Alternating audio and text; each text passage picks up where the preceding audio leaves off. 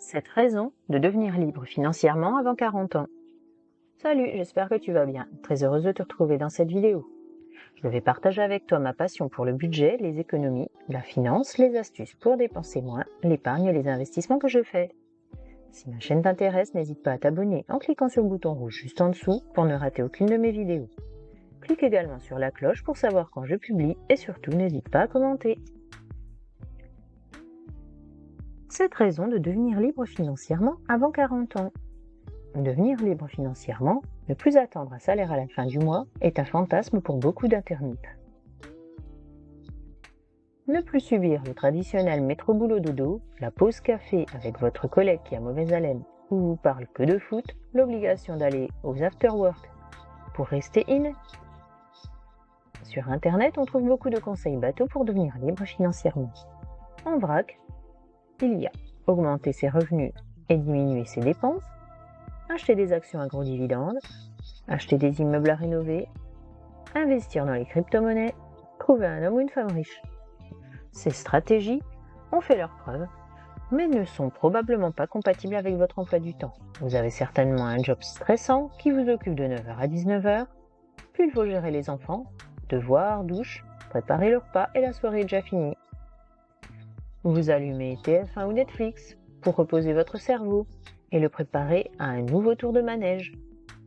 Je vais essayer de vous livrer quelques réflexions personnelles sur l'indépendance financière et comment je mène ma barque.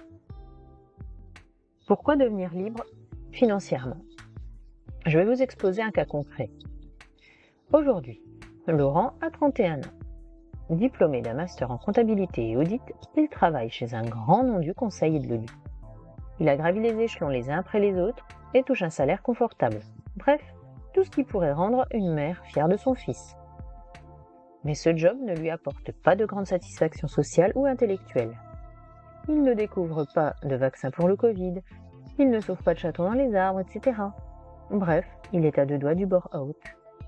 La seule motivation qui le raccroche à son emploi est le salaire.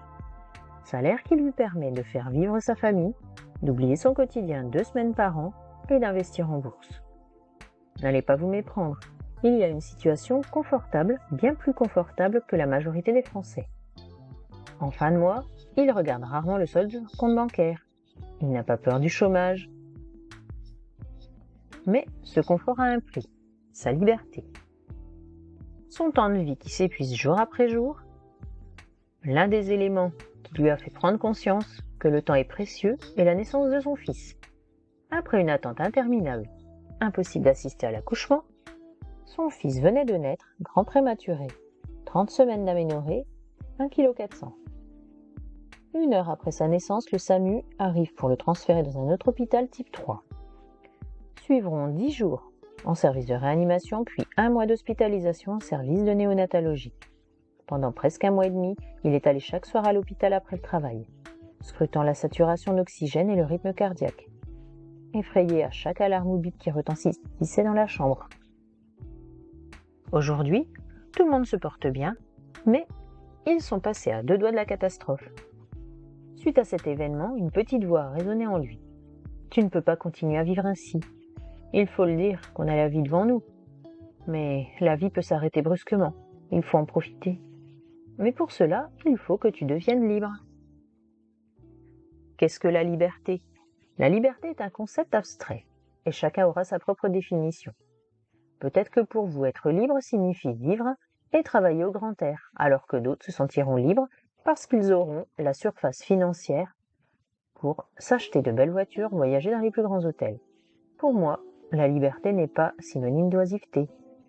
En fait, je trouve que le concept de liberté est assez bien résumé par cette définition du Larousse. Possibilité d'agir selon ses propres choix, sans avoir à en référer à une autorité quelconque.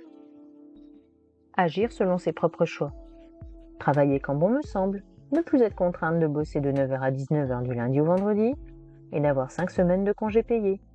Avoir le choix de travailler le lundi de Pâques ou le dimanche soir si j'en ai envie. Avoir le choix d'aller chercher mon fils à l'école plutôt que de déléguer ce moment de vie impossible à revivre à une nourrice. Avoir le choix de vivre en province ou à l'étranger plutôt que d'être contraint de vivre à Paris.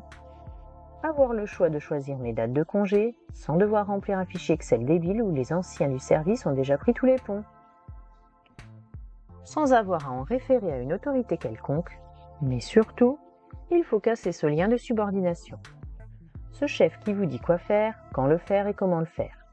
Ce chef qui décidera en son âme et conscience de votre augmentation ou pas. Laurent pourrait aller voir ailleurs pour gagner plus, mais l'envie de grimper dans la hiérarchie sociale n'est plus là.